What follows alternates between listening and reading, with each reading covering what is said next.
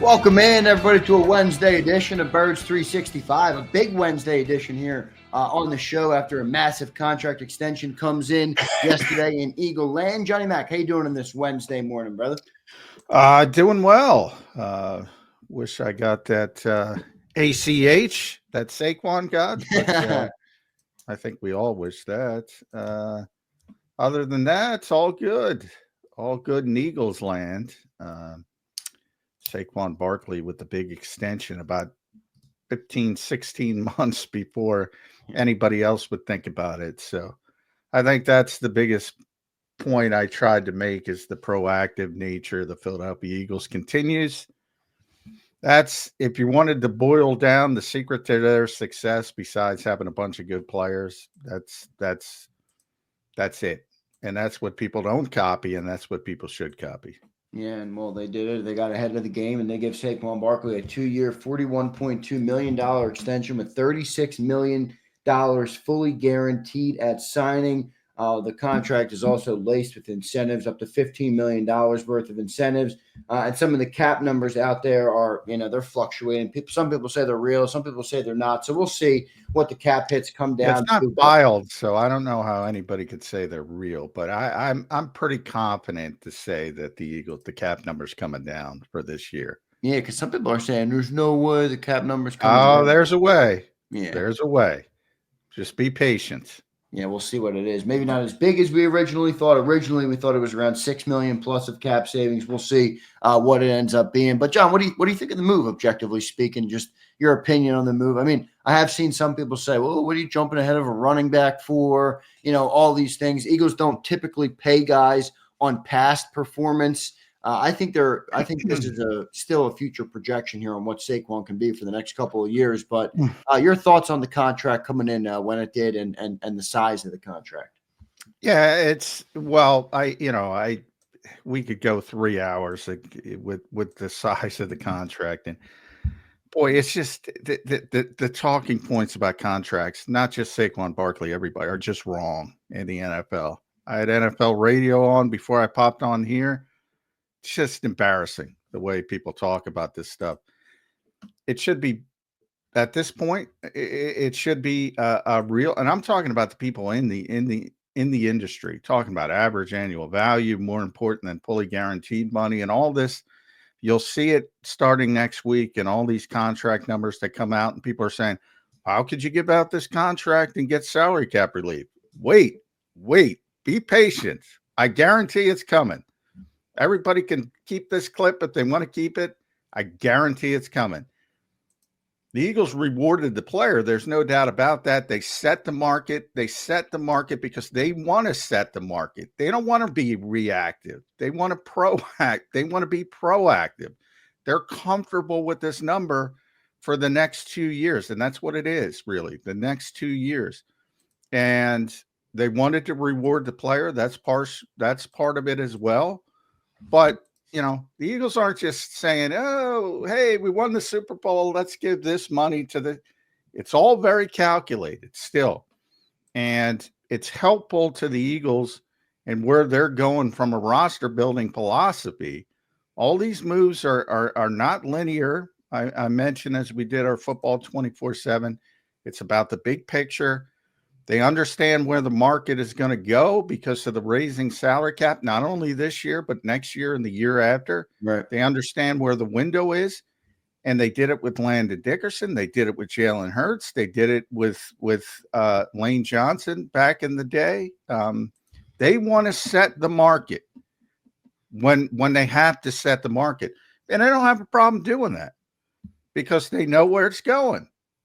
And it's going up. And that's where they surpassed the Dallas Cowboys, who, finally got one of their younger players done.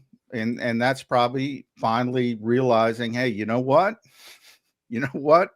We better catch up to the way the Eagles do things, or at least try to catch up. It's probably not going to be It's probably not going to happen because they're not disciplined enough. But I go back to that Joe Burrow quote earlier in this offseason. This is part of it as well. Well, the Eagles are paying everybody. That helps too. because as free agency starts, and I said, don't, pay attention to the calendar and when they Yeah. did this a week ahead of free agency, because they look really good to the players and agents and say, I want to be in business with the Philadelphia Eagles, but they don't pay everybody. They're not going to pay some players here that people are going to the defensive players that might upset some people. They don't pay everybody, but that's the perception. And the perception's greater than the reality. And when you do things like this, 15 or 16 months of when other people might do it, it gets noticed around the league. But I wouldn't be worried about the guaranteed money. I wouldn't be worried about the average annual value. And trust me on this. Trust me, they're getting cap relief in the short term. Cap relief in the short term and a big payday for Saquon. Obviously, well deserved by Saquon Barkley, and that will keep the All-Pro running back in Philly 4 years to come, at least another 2 years, and we will see how he progresses from there. But look, I mean, you mentioned it with Howie being so ahead of everybody, John. It's a masterclass. How much credit does Jeffrey Lurie deserve in this? Because this is a lot of money, man, that they give up front, and I just don't know if other teams, like you said, you brought up the Cowboys. Are they too stupid to do it this way, or are they simply unwilling to deposit cash at the level that Jeffrey Lurie deposits? Well, there's cash poor teams and there's non-cash poor. Yeah, Dallas isn't cash poor. They're not cash. They're not cash poor. They could do it. They choose not to do it. Like Cincinnati's the team I always point to. They got problems because they literally need to take out loans, because when you guarantee somebody money, that has to go in escrow. Right. You can't just say, "Oh, I'm going to pay him flippantly." That's got to go in escrow. Obviously, the bonus up front, whatever that is, the fully guaranteed money at signing, that's got to go directly into the account of the player. But everything else, whether it's future roster bonuses that are guaranteed at certain points of the league year or certain points of the contract, that has to go in escrow too. It's not like we'll get to it at the time when we get to it. No, you have to have that cash flow on hand. And so in other words, $36 million went into escrow yesterday. Well, 36, if you believe the reports, and again, we'll see the real contract. 36 million guaranteed. He's getting a bunch of that up front. He's getting certainly more than half of it up front. Meaning on signing, they deposit that sucker right in his account. Exactly. And then the rest, whatever is roster bonuses, if there is, I find it very hard to believe it's 36 million guaranteed at signing, but it might be. They're going to pay him that money, so it doesn't really matter. But either way, it's what isn't guaranteed on signing has to go in escrow. So that's where teams like Cincinnati, Las Vegas, most notably, those are the two teams everybody points to, because everybody who owns an NFL team is rich compared to individual people. There's different types of rich. There's Stan Kroenke, Jerry Jones rich, and then there's, Mark Davis rich. And there's a big difference in between the two. And guys like Kroenke and Jones can do whatever they want if they want to do it. And that's where Jeffrey Lurie deserves the credit, because he allows the Eagles to operate this way. And there's a lot of teams that just don't have the confidence, and they're concerned about, oh, look at the number of touches. What if it goes wrong? That kind of stuff you hear from because that's conventional thinking. That's conventional wisdom. That's the way 31 other teams think. Right. Why are you doing this when you don't have to do it? Well, you're doing it to be proactive, to set the market. This player is going to be there for 2 years. Even if things go wrong, even if he has a bad year next year, you're going to run it back one more time. So why wait and pay more down the road when you have to would have had to work something out after next season? The Eagles were comfortable with the number. It makes the player happy, because the player wakes up and sees all these, all people focused on the wrong things. Most guaranteed money. highest paid running back of all time, average at 4 years, yada, yada, yada. So he's happy. The agent's happy, Ed Berry, because he looks great. Yep. And the Eagles sit there smiling and set the market, and everybody else. So if there's a, Derrick Henry's getting older, but if a younger back, if Bijan Robinson is up and it's time for him to get paid, and now they're gonna go to their particular team, Atlanta, and say, well, this is what Saquon got, so we want to go above that.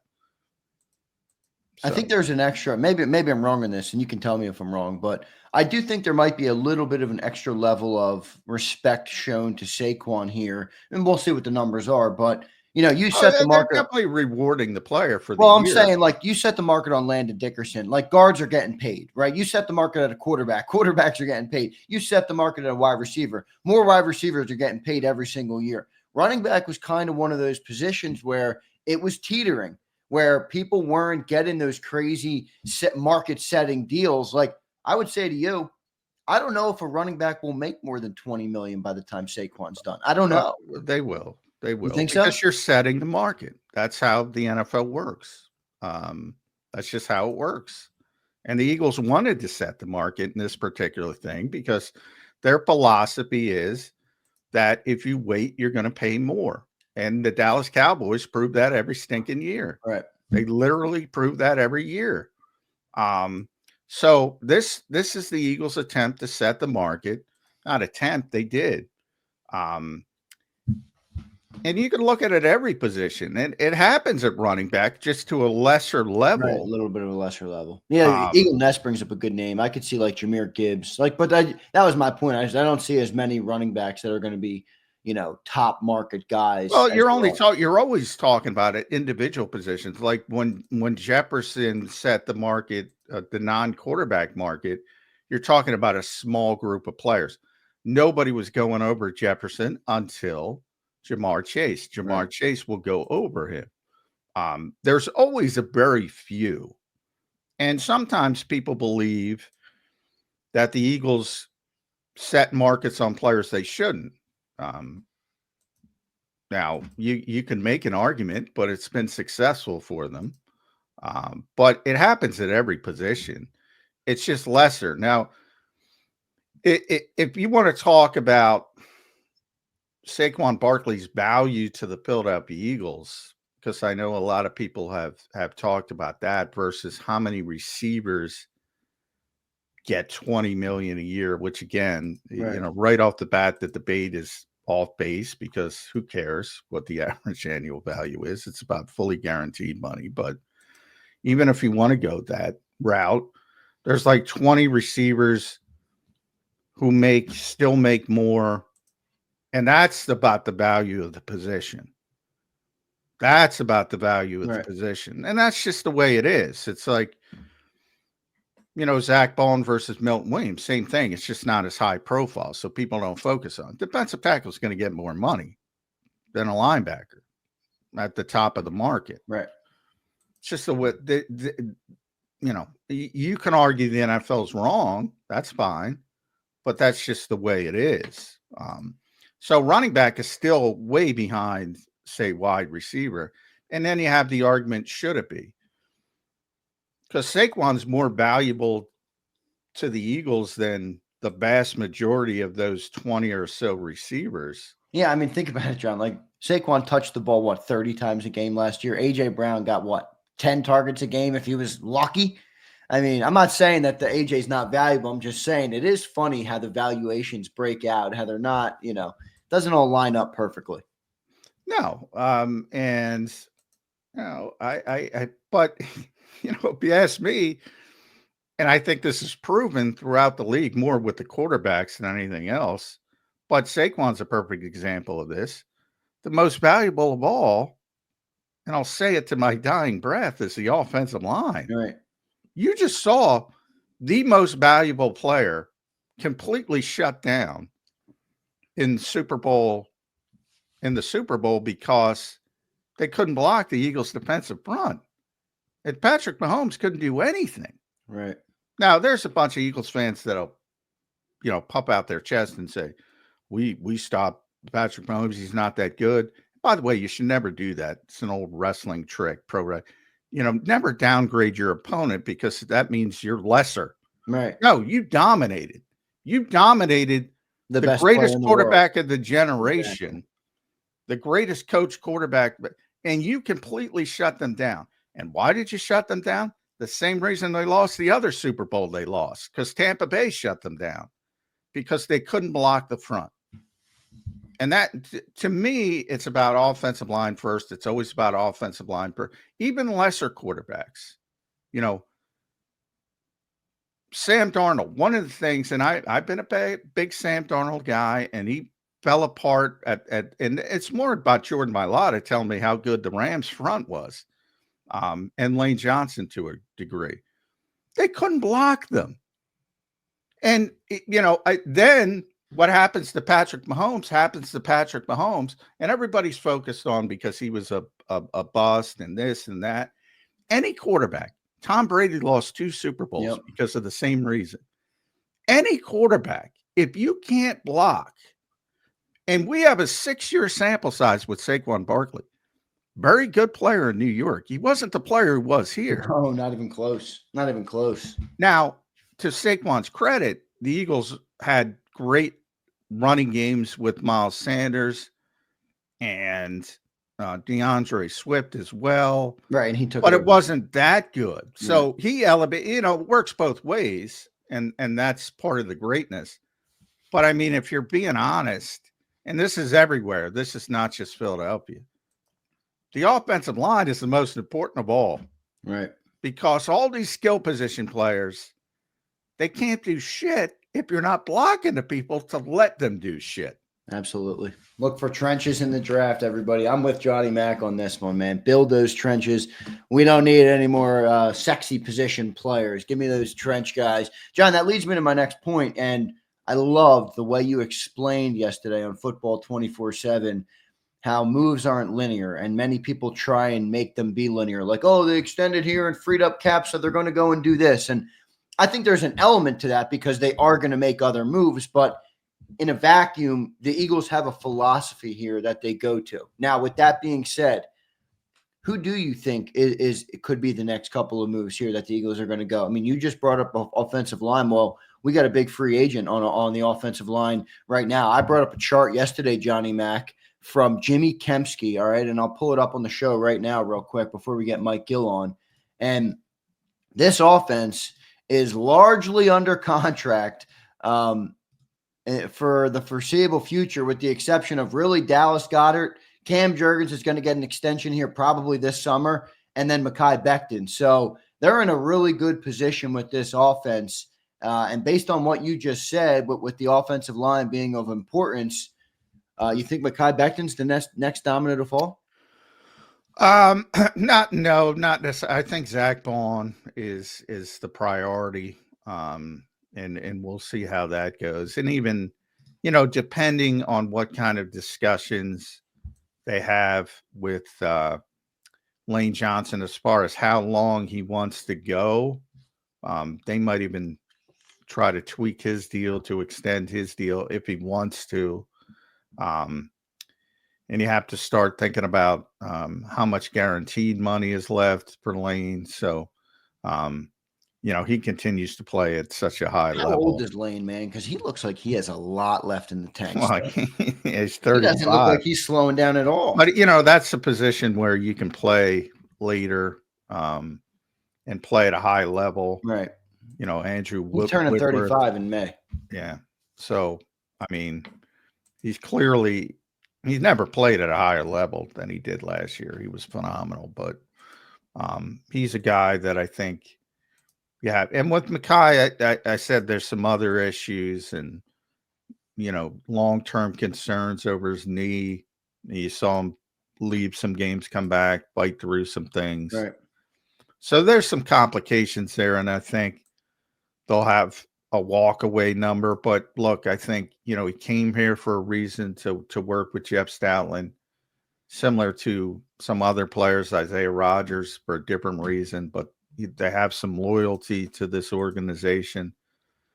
So I think the Eagles want him back, but I think they want him back at a again, the Joe Burrow sentiment, they pay everybody. Well, no, they're still disciplined. And I think Mackay is more of a disciplined player. They want him back, but if they can't get him back, we talked to Devin Jackson about the draft. Anthony Belton's already a guy they're coming in. Very similar player. Right. At least projection wise. Yeah, and by the way, Tyler Steen was no stiff last year. He wasn't Mackay, but he wasn't awful. Yeah, I think though what Mackay back then showed them is you want a certain type of player, right? As long as Saquon's going to be back there, and I think Run they board, want a really, really big body player inside. I think Landon's already that, and you have an undersized center. It's always funny to call 300-pounders undersized. I know, right? And they've had that for years, but and I think that clicked with them last year. Brandon Brooks was phenomenal for years. I mean, he was really, really big. Mackay dwarfs them all, but and they want him back, but it's not one of those things where they're going to get him at all costs types of things. Big contract for Saquon Barkley to remain in Philly. We'll see what the final numbers are when the contract is filed, but he is here to stay. A big deal. And the offseason is now in full swing as we inch closer here, a week out from free agency, probably 50-something days away from the NFL draft. So we're moving right along and looking forward to talking to Mike Gill coming up next here on Birds 365. Before we get to Mike, I do want to tell you guys about the great people at BetUS. Go and check them out. It's betus.com.pa. How many of you are taking a future on the Eagles Super Bowl after yesterday's move? I know some of you are thinking about it. Go and get your money's worth now. Put that money in on a repeat. Will it happen? We'll see. Go and do it at betus.com.pa. That's betus.com. Use the promo code YouTube150. Gives you a 150% sign-up bonus on your very first deposit. You get 125% on your second and third deposit, all up to $2,000 to deposit less and bet with more at BetUS. The other fun thing, if you're a sports bettor out there, March Madness right around the corner. BetUS will have all your March Madness needs, so go and check them out now and use that promo code to get your extra sign-up bonus and enjoy all your betting needs at BetUS. So big thanks to them for sponsoring the show today.